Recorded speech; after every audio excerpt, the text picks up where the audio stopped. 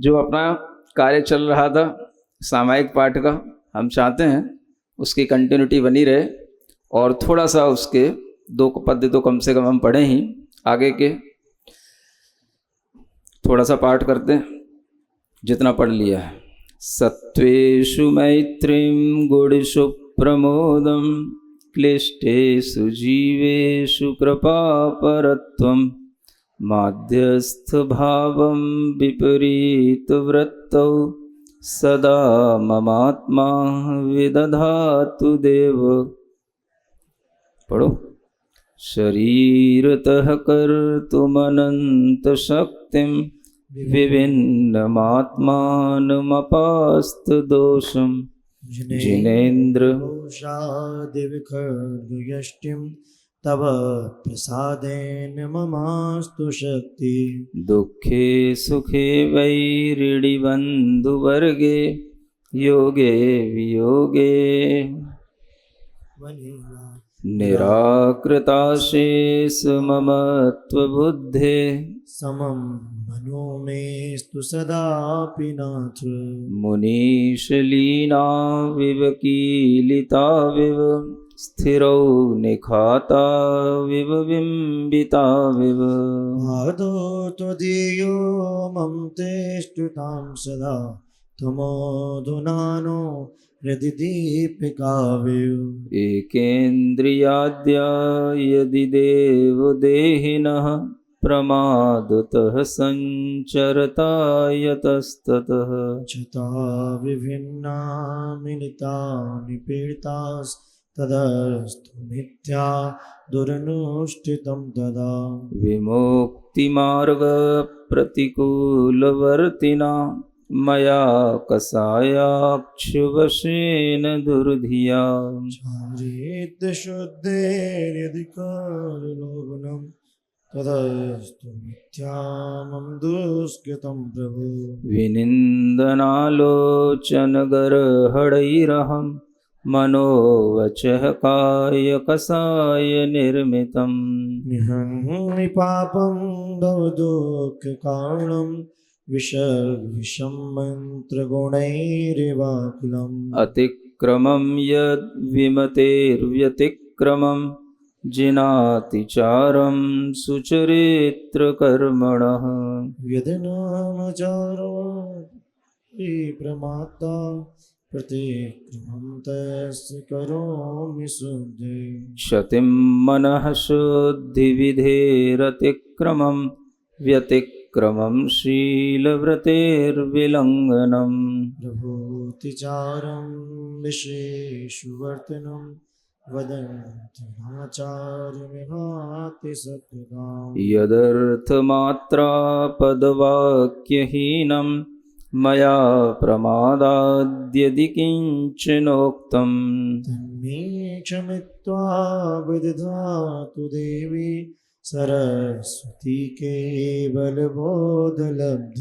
बोधि समाधि परिणामशुद्धि स्वात्मोपलब्धि शिवसौख्यसिद्धि। चिन्तामणिं चिन्तितवस्तुदाने त्वां वन्द्यमानस्य ममास्तु देवी। इतना आप लोग पढ़ चुके थे, आगे पढ़ते हैं। यह स्मर्यते सर्वमुनीन्द्रवृन्दैर् यः स्मर्यते सर्वमुनीन्द्रवृन्दैर् यः स्तूयते सर्वनरामरेन्द्रैः यः स्तूयते सर्वनरामरेन्द्रैः योगीयते वेदपुराणशास्त्रैः योगीयते वेदपुराणशास्त्रैः सदेव देवो हृदये ममास्ताम्। सदैव देवो हृदये ममास्ताम्। पढ़िए एक बार। यः स्मर्यते सर्वमुनीन्द्रवृन्दे यः स्तूयते सर्वनरामरेन्द्रे योगीयते वेदपुराणशास्त्रे सदैव देवो हृदये ममास्ताम्।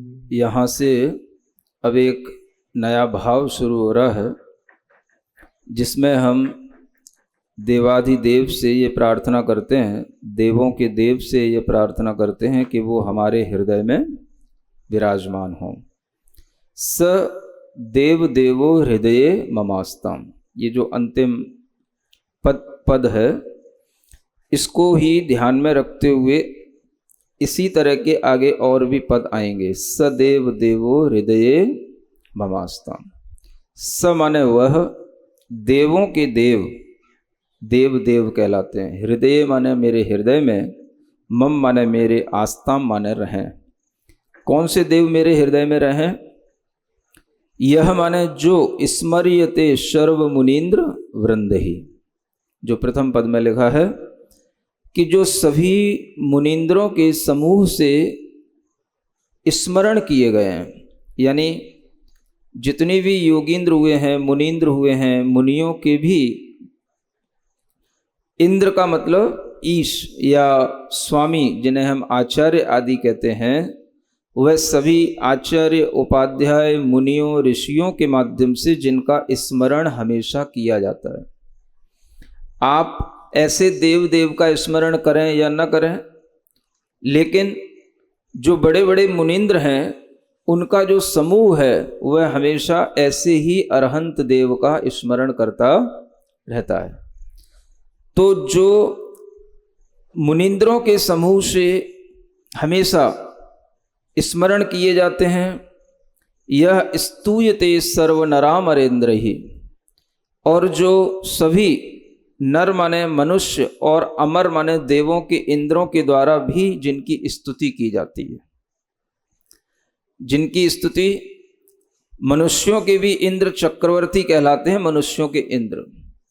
तो मनुष्यों के इंद्र चक्रवर्ती हैं या तत्काल होने वाले कोई भी मंडलिक राजा, अर्धमंडलिक राजा, महामंडलिक राजा, अर्ध चक्रवर्ती, चक्रवर्ती, सामान्य राजा, अधिराजा, कोई भी हो सकते हैं। उन सबके द्वारा ऐसे देव देव का हमेशा स्तुति गान किया जाता है।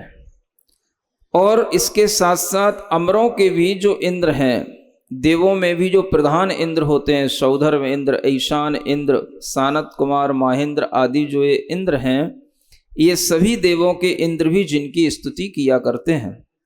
क्योंकि देव होने के बाद में अब वह देव भी तो एक देव गति के जीव हैं और वह भी तो किसी ना किसी की स्तुति करेंगे ही। भले ही आपको वो देव बड़े लगते हैं, लेकिन उन देवों के अंदर ऐसा कुछ नहीं है जैसे कि उन्हें लगे कि मैं बहुत बड़ा हूँ। तो उन देवों के लिए भी जब ये ऐसे तीर्थंकर अरिहंत का दर्शन होता है तब उन्हें लगता है कि हमसे भी बड़े ये हैं, इनका वैभव, इनका प्रभाव हमसे भी कहीं बहुत ज़्यादा है। इसलिए ऐसे जो बड़े बड़े इंद्र हैं, देव हैं, वो भी सब भगवान की स्तुति करते हैं। तो हम उन्हीं का अपने हृदय में स्मरण करेंगे, उन्हीं का हम स्तुति गान करेंगे, जिनका कि देवलोक करते हैं, मनुष्य लोग करते हैं, सभी मुनीन्द्र करते हैं। और यो गीयते वेद पुराण शास्त्र, जो वेदों में, पुराणों में, शास्त्रों में जिनको कहा जाता है, जिनके लिए शब्द मिलते हैं, जिनकी स्तुति की जाती है, जिनका गान किया जाता है, उन देव देव को मैं अपने हृदय में विराजमान करना चाहता हूँ। यानी सभी वेद पुराण और शास्त्रों में भी जिन अरहन भगवान का, अरिहंत भगवान का, ऋषभ देव आदि तीर्थंकरों का वर्णन है, उन भगवान का वर्णन जो ये प्रमाणित करता है कि इन भगवान को हर कोई जानता है, स्मरण करता है, ऐसे ही इन देव देव को, देवादि देव को मैं अपने हृदय में विराजमान करता हूँ। तो ये भाव यहाँ पर दिया गया सामायिक के लिए। जब आपने पिछले जो ये छंद पढ़े हैं उन सभी छंदों में ये देख लिया कि हमने हर तरह से भगवान के लिए स्मरण करके उनसे क्षमा मांग ली, उनसे अपने पापों का प्रतिक्रमण भी करके अपने मन को शुद्ध कर लिया, और हमने हर तरीके से ज्ञान देवता सरस्वती से भी हमने प्रार्थना करके अपने जो भी ज्ञान आदि में दोष लगे हैं उनको दूर करने का प्रतिक्रमण कर लिया, चारित्र का भी प्रतिक्रमण कर लिया, तो अब हमारे लिए एक ही सामायिक में भाव बचता है कि हम उन अरहंत देव का, देवादि देव का अपने हृदय में ध्यान करें, स्मरण करें। तो उसको भी स्मरण करने के लिए ये भाव इसलिए देना पड़ता है कि जब बड़े बड़े लोग कोई काम करते हैं तब हमारा मन बनता है कि भाई जब ये बड़े बड़े लोग इतना काम करते हैं, इतना इनका स्मरण करते हैं, तो ये भी कोई बड़ी चीज होगी, इसलिए ऐसा बताना पड़ता है। क्योंकि हम भी कोई छोटे तो है नहीं हैं, हम भी भले ही कुछ ना जानते हों, लेकिन इतना तो हम जानते ही हैं कि जब हमारे लिए कुछ बड़ा दिखाई देगा तभी हम कुछ करेंगे। तो हमारी मानसिकता बनाने के लिए आचार्यों ने इस तरह से यहाँ पर स्तुति करते हुए कहा है कि भाई ऐसा मत समझना कि ये कष्ट केवल आप उठा रहे हो। अरिहंत भगवान के चरणों का ध्यान करो, अरिहंत भगवान का ध्यान करो, उनकी पूरी मूर्ति को देखो, उनकी पूरे जो हम उनकी आभा दिखाते हैं, उनके केवल ज्ञान और अनंत चतुष्टय को, उनके अंतरंग स्वरूप को दिखाते हैं, ये केवल हम ही कर रहे हैं कि और भी कोई करता रहता है। तो जब ये समझ में आ जाती है बात कि नहीं, बहुत सारे लोग कर चुके हैं और भी लोग करते ही रहते हैं, और जितने भी सब प्रमुख लोग हैं वो सब यही काम करते हैं, तब फिर आपका मन लगेगा कि हाँ भाई हमको भी यही काम करना चाहिए। इसीलिए कहना पड़ता है कोई भी ना करे जिसे वो अरिहंतों की प्रतिमाओं का ध्यान धरो। समझ आ रहा है?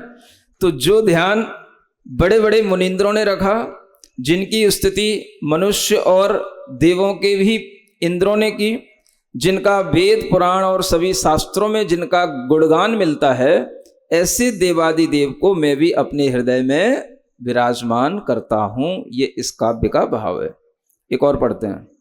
यो दर्शन ज्ञान सुख स्वभावः, यो दर्शन ज्ञान सुख स्वभाव, समस्त संसार विकार बाह्यः, समस्त संसार विकार बाह्यः, समाधिगम्यः परमात्म संज्ञः, समाधिगम्य परमात्म संज्ञ, सदेव देवो हृदये ममास्ताम्, सदेव देवो हृदये ममास्ताम्। पढ़िए एक बार। यो दर्शन ज्ञान सुख स्वभाव, समस्त संसार विकार बाह, समाधिगम्य परमात्म संज्ञ, सदेव देवो हृदये ममास्ताम्। यहाँ पर भी अंतिम लाइन वही है, सदैव देवो हृदय ममास्ताम्। ऐसा आपके लिए भी यह लाइन याद रह जानी चाहिए। कौन से वह देव हमारे लिए स्मरण में आए, उन देव के और भी हम गुणों का गान करते हैं। यो दर्शन ज्ञान सुख स्वभाव, जो कैसे हैं, दर्शन ज्ञान और सुख स्वभाव वाले हैं। जो देवादि देव कैसे हैं, दर्शन जिनकी आत्मा का स्वभाव है, यानी अपनी आत्मा से जो जगत का दर्शन करते हैं। ज्ञान जिनकी आत्मा का स्वभाव है, अपनी आत्मा से जो सभी पदार्थों को जानते हैं। और सुख जिनका स्वभाव है, अपनी आत्मा के ही सुख स्वभाव को जो उपलब्ध हुए हैं। आपने देखा था अभी यहाँ पर जो ये प्ले किया गया था, तो उसमें जब उसको जूस पिलाया गया था तो उसको थोड़ी देर तो सुख मिला, और फिर बाद में सुख क्यों नहीं मिला, पेट में दर्द होने लगा उसको, क्योंकि वो हमारा स्वभाव नहीं है। जूस पीते जाना हमारा स्वभाव नहीं है। लेकिन स्वभाव जो होता है वो हमेशा सुख देने वाला होना चाहिए, और वह सुख स्वभाव जो होगा वह आत्मा में होगा, देह में नहीं होगा। तो वह सुख के स्वभाव की जब प्राप्ति हो जाएगी तो फिर आप अनंत काल तक भी उस स्वभाव में रहेंगे, उस सुख को पीते रहेंगे, तो आपके पेट में कभी दर्द नहीं होगा। तो जो ऊपर से डाला जाता है वह पेट में दर्द करता है, और जो भीतर से निकाला जाता है, भीतर से पाया जाता है, वो कभी भी अपने लिए दर्द पैदा नहीं करता है, वो सुख पैदा करता है। आ रही बात समझ में? तो सुख कहाँ से पाया देवादिदेव ने? अपनी आत्मा से पाया, अपनी आत्मा से निकाला, अपनी आत्मा में जो दब गया था उसे उद्घाटित किया। तो ऐसे वह सुख स्वभाव को प्राप्त हो गए, इसलिए उन्हें कितना ही सुख पीने को मिले वह कभी भी दुखी नहीं होते। इसलिए यहां पर कहा गया हम ऐसे देवादिदेव का स्मरण करें जो दर्शन स्वभाव ज्ञान स्वभाव और सुख स्वभाव वाली आत्मा है। समस्त संसार विकार बाह्य, और जिनकी आत्मा में सारा समस्त संसार जो है वो एक विकार की तरह बाहर बाहर दिखाई देता है। माने संसार उनके अंदर प्रविष्ट नहीं होता है। जो विकार है वो विकार बाहर अगर एक बार आत्मा से हो गया है तो अब वो विकार बाहर ही रहेगा, और उस विकार का अंदर प्रवेश होने के लिए किसी भी तरह का भाव उस शुद्ध आत्मा में नहीं आता है। इसलिए उन्हें संसार देखने जानने में तो आता है, लेकिन वह बाहर ही बाहर देखने जानने में आता है, वो भीतर से देखने जानने में नहीं आता है। तो समस्त संसार जिनके लिए विकार होने के कारण से बाहर बाहर है, ऐसे देवादि देव का हम स्मरण करें, ध्यान करें। समाधि गम्य है, और जो देवादि देव हैं वो समाधि के द्वारा जानने योग्य हैं। समाधि का मतलब यहां पर मरना नहीं है। समाधि का मतलब जो संलेखना होती है वो संलेखना से प्रयोजन नहीं है। समाधि कहते हैं ध्यान को। समाधि किसको कहते हैं? यानी उन्हें केवल हम ध्यान में ही जान सकते हैं, ध्यान के द्वारा ही वो गम्य है। गम्य का मतलब होता है जानने योग्य, पहचानने योग्य। तो वह केवल ध्यान में ही उनकी अनुभूति की जा सकती है, ध्यान में ही उनको देखा जा सकता है। इसलिए उनको कहा गया जो समाधि गम्य है। परमात्म संज्ञा, उनकी संज्ञा परमात्मा हो गई है।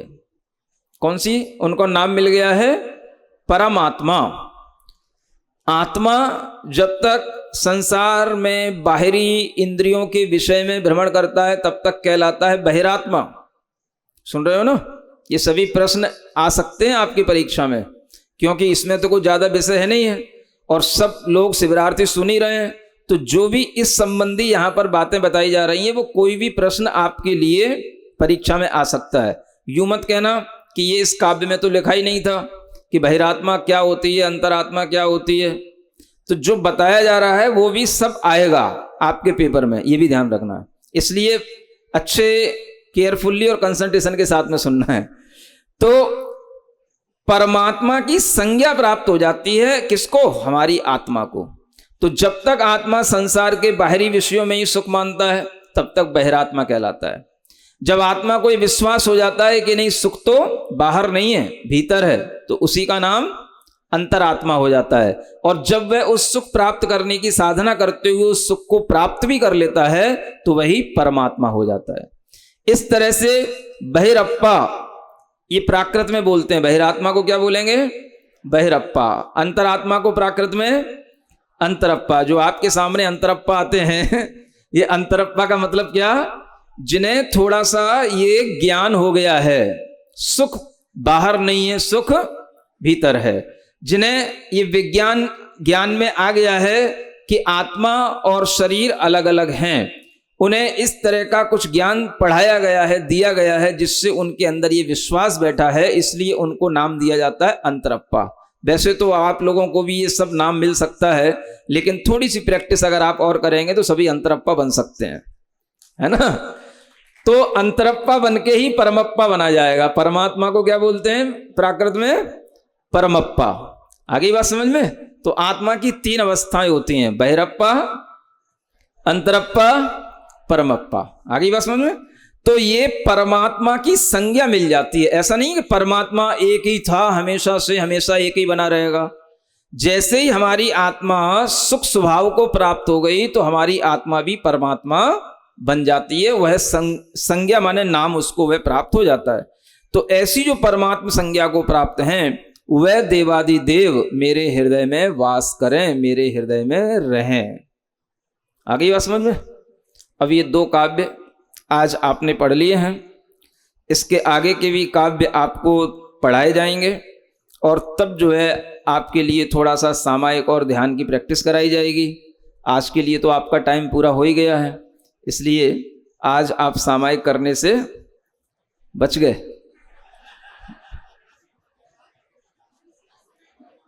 10 मिनट की करा दो महाराज। 10 मिनट की करा दें? 10 मिनट। चलिए ठीक है, फिर बहुत देर हो जाएगी।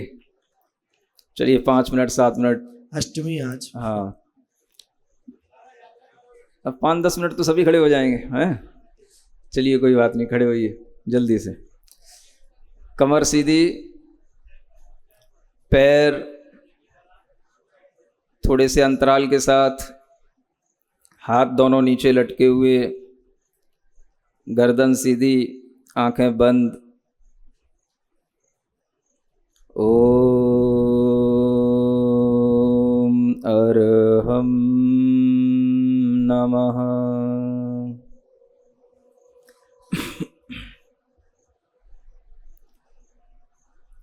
ओम अरहम नमः।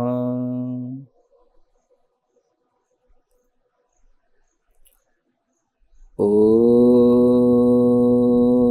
अरहम नमः।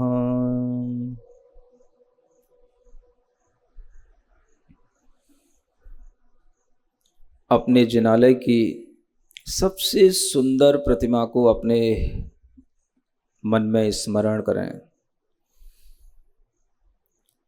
जिस जिनबिंब को देखकर आपको सुख मिलता हो, उन जिनेंद्र भगवान को अपने हृदय में याद करें, उनका स्मरण करें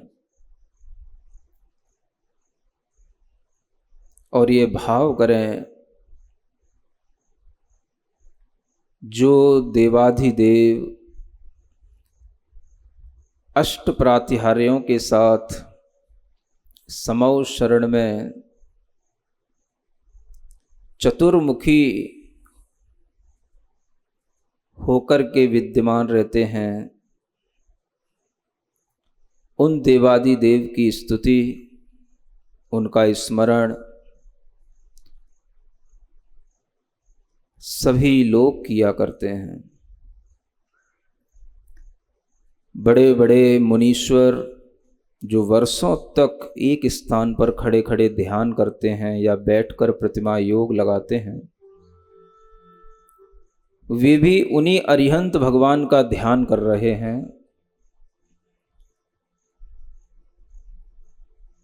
वैभव संपन्न अटूट संपदाओं के स्वामी बड़े बड़े राजा, चक्रवर्ती जैसे महान सम्राट भी उन अरिहंत भगवान के चरणों में अपना मुकुट चढ़ा देते हैं। जिन देवाधिदेव का वर्णन बड़े बड़े शास्त्रों में महान महान आचार्यों ने किया है, जिनके गुणगान गाते हुए महान आचार्य भी कभी थके नहीं, ऐसे देवादिदेव को मैं अपने हृदय में ध्या रहा हूँ, उनका ध्यान कर रहा हूँ।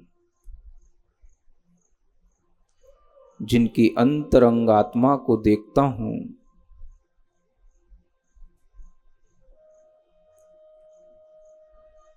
तो वह आत्मा अनंत दर्शन की शक्ति से संपन्न है। अनंत पदार्थ, जगत के सारे चर अचर पदार्थ उनके देखने में आ रहे हैं, उनके ज्ञान में आ रहे हैं, और वह सब जानते देखते हुए भी अपने सुख स्वभाव में लीन हैं।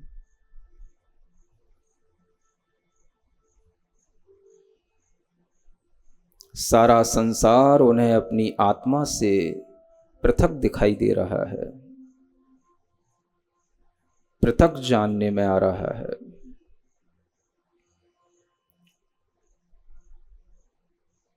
सारा संसार उनके लिए विकार है,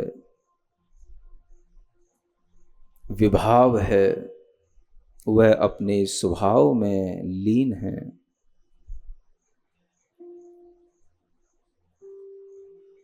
जितना जितना मेरा ध्यान गहराता जाएगा, उतना ही हमें उन अरिहंत भगवान का स्मरण, उनकी छवि हमारे अंतर मन में उभरती जाएगी। उन अरिहंत भगवान को, देवादिदेव को केवल ध्यान के द्वारा, समाधि के द्वारा ही जाना जा सकता है। जिनकी आत्मा परम उत्कृष्टता को प्राप्त हो गई है, ऐसे वह देवादिदेव मेरे हृदय में वास करें, मेरे हृदय के कमल पर विद्यमान हों, मेरे हृदय कमल की वेदिका पर वह तिष्ठें, विराजमान हों, भावों से उन्हें अपने हृदय स्थान पर स्थित होता हुआ देखें, अपने अत्यंत निकट देखें।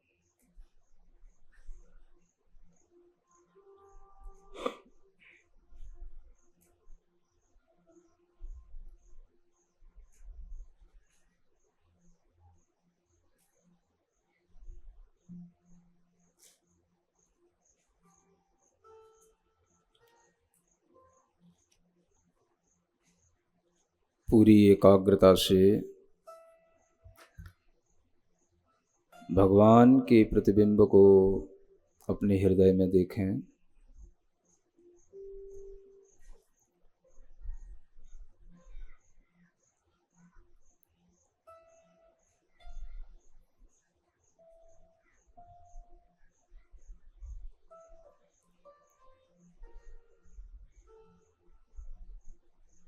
हाथ जोड़ें, आंख बंद रखें। अरिहंतों की प्रतिमाओं का ध्यान धरो भाई, अरिहंतों की प्रतिमाओं का ध्यान धरो भाई। कोई भी ना करे जिसे वो काम करो भाई, कोई भी ना करे जिसे वो काम करो भाई। यदि तू चाहे नहीं डूबना इस भव सागर में, यदि तू चाहे नहीं डूबना इस भव सागर में, अरिहंतों को नहीं भूलना घर में बाहर में, अरिहंतों को नहीं भूलना घर में बाहर में। इसी नाम की रटना से तू, इसी नाम की रटना से तू, इसी नाम की रटना से तू, इसी नाम की रटना से तू प्रीत लगा भाई, प्रीत लगा। कोई भी ना करे जिसे वो काम करो भाई, कोई भी ना करे जिसे वो काम करो भाई। अरिहंतों की प्रतिमाओं का ध्यान धरो भाई, कोई भी ना करे जिसे वो काम करो भाई। ओम अरहम नमः, ओम अरहम नमः, ओम अरहम नमः, ओम अरहम नमः, ओम अरहम नमः, ओम अरहम नमः, ओम अरहम नमः, ओम अरहम नमः, ओम अरहम नमः, ओम अरहम नमः, ओम अरहम नमः, ओम अरहम नमः, ओम अरहम नमः। अपनी हथेलियां घिसकर आंखों पर रखें। ओम अरहम परम शांति, ओम अरहम परम शांति, ओम अरहम परम शांति। बोले संत शिरोमणि गुरुवर आचार्य श्री विद्यासागर जी महाराज की परम पूज्य राम ध्यान पुण्यता गुरु प्रणम में सागर जी महाराज की